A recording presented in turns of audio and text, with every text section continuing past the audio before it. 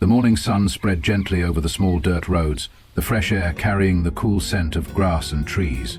Tu Diep carried an empty basket on her back, walking slowly down the path that led into the forest. Today, like many days before, she continued her usual work, gathering banana leaves to sell for a bit of money to get by. She ventured deeper into the woods, her eyes scanning the area with practiced familiarity, searching for banana plants with large, smooth green leaves. When she found a suitable cluster, she stopped, pulled out a small knife from her belt, and carefully cut each leaf with skilled precision. She selected only the best leaves, no tears, no holes, no signs of pests. One by one, she laid them neatly in layers so they wouldn't wrinkle on the way to the market. As the sun climbed higher, sweat began to form on her forehead, but she kept working patiently. Every time she gathered enough leaves, she tied them into bundles using bamboo strings she had split herself. The work was tiring, but she had grown used to it. It no longer felt as heavy as it once did. After collecting enough banana leaves to sell, Tu Diep lifted the basket onto her shoulders and headed out of the forest toward the market. She stopped at her usual corner and arranged the bundles neatly, waiting for buyers. Not long after, an old woman selling sticky rice passed by. She paused when she saw the fresh green leaves. "How much for a bundle, dear?" Tu Diep answered politely. "Please take your pick, auntie. Same price as always."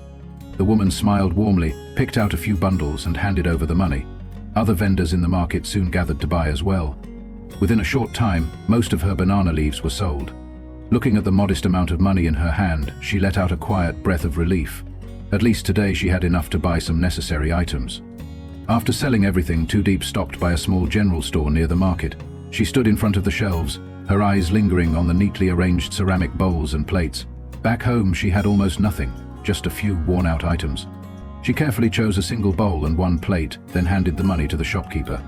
With the small bag in her hand, she stepped back outside, her heart feeling a little lighter. Her life was still full of hardship, but at least today, she had managed on her own, without needing to rely on anyone.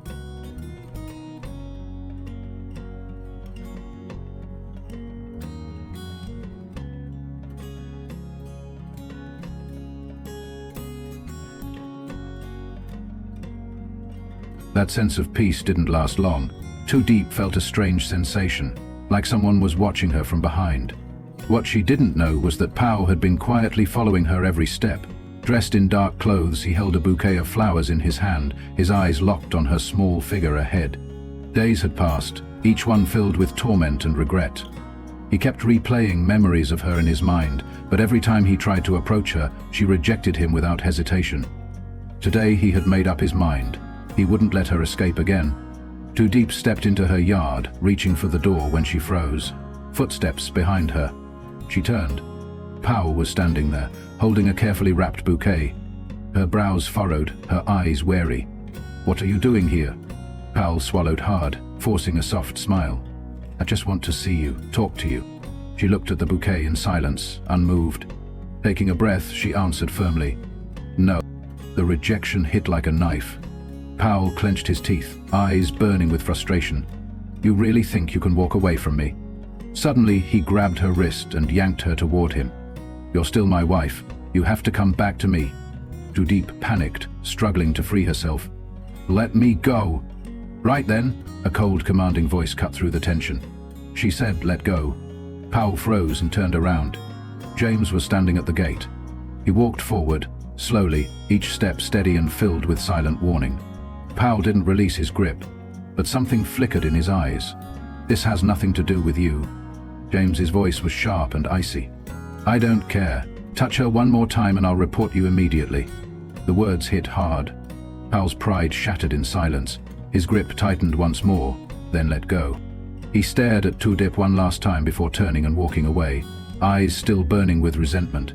Tu Diep stood trembling, breath uneven, fear still in her chest. James turned to her, his voice low and gentle. "Are you all right?" She nodded, but her eyes showed hesitation. James let out a quiet sigh. He knew she hadn't fully escaped the shadows of her past. "Come on, you need to rest." This time, when James reached out his hand, Tu Diep didn't pull away. She knew that at least for now, there was someone who would stand by her side, no matter what.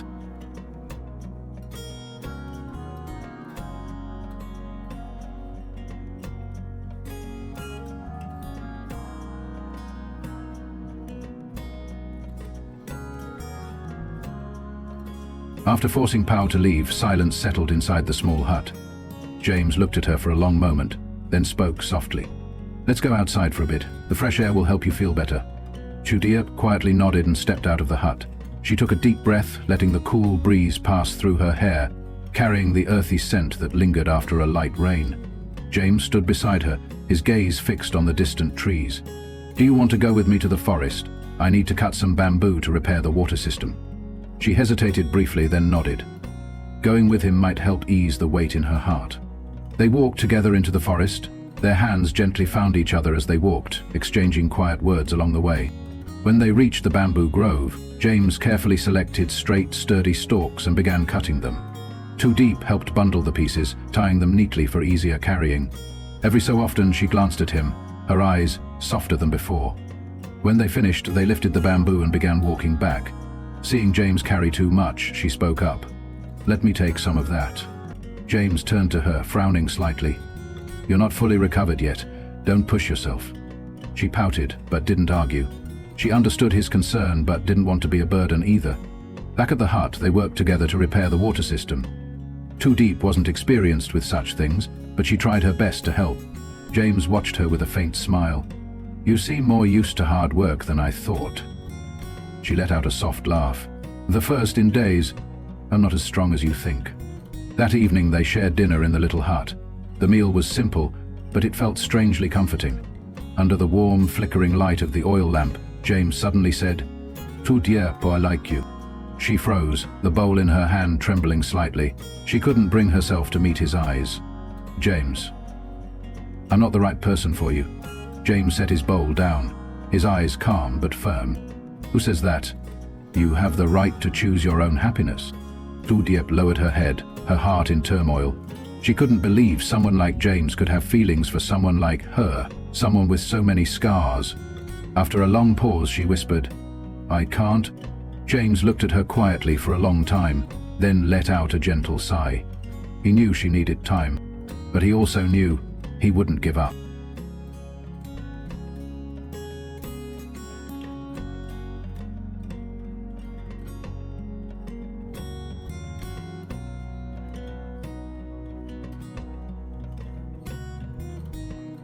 Early in the morning, the sky was clear and the cool air spread gently over the mountain region. Tu Diep woke up at dawn, as usual. She packed a few things and set off alone into the forest to pick papayas to sell for some extra income.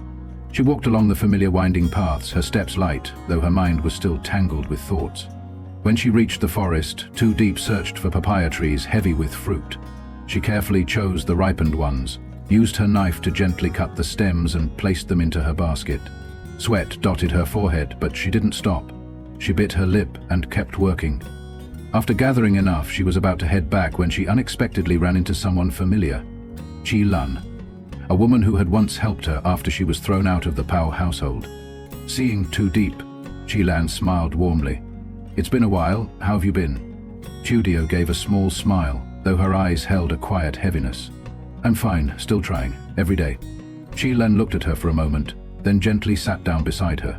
"Do you remember what I told you last time? You have the right to be happy." Tu Diep lowered her head, silent for a long while, then sighed. "But I don't know if I deserve it." Chi Lan gently placed a hand on hers. "No one gets to decide that but you. Don't let your past keep holding you back." Those words struck something deep inside Tu Diep. She looked up at Chi Lan, her eyes flickering with emotion. Chi Lan smiled again and gave a soft nod, as if passing a little strength into her. After their conversation, Tu Diep carried her basket of papayas to the market. Thanks to their freshness and bright color, they sold out quickly. A small smile touched her lips. She was glad to have earned a decent amount today. On her way home, she noticed a man sitting by the roadside, clutching his leg. He looked like a local farmer and seemed to be in pain. Tu Diep hesitated for a moment, then stepped closer. "Are you all right?" The man looked up and gave a faint smile. "I slipped while working in the field. Think I sprained my ankle." Seeing the pain on his face, Tu Diep couldn't bring herself to just walk away. She knelt down, gently taking his arm. "Let me help you get home." The man looked surprised but slowly stood up, leaning on her for support as they walked. That day, Tu Diep not only earned enough to get by, but also helped someone in need. And in her heart, the weight she carried felt a little lighter.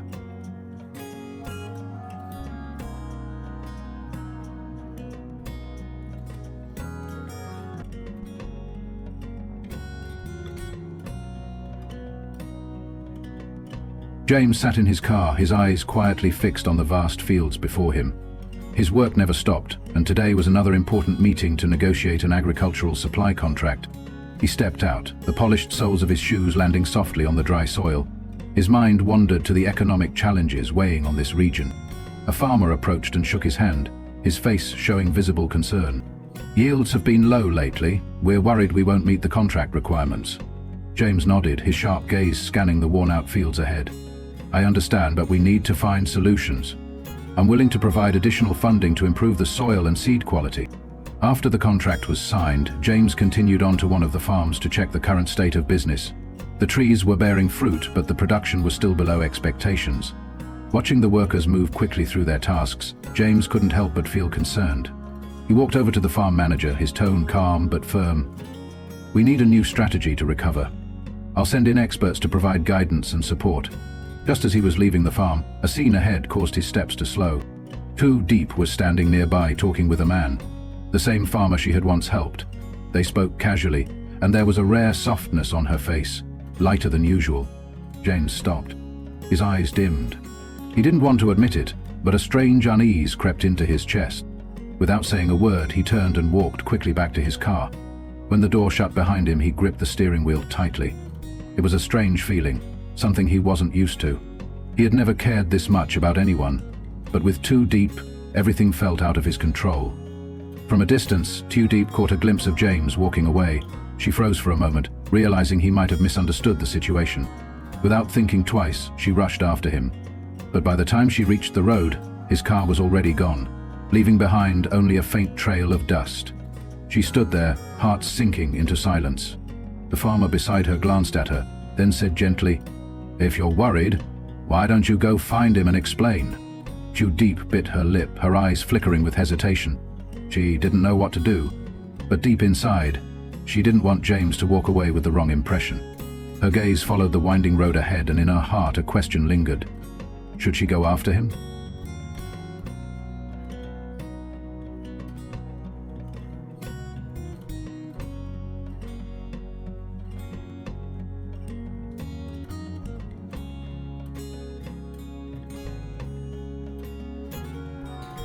Từng biến cô thành nô lệ hơn là một người vợ.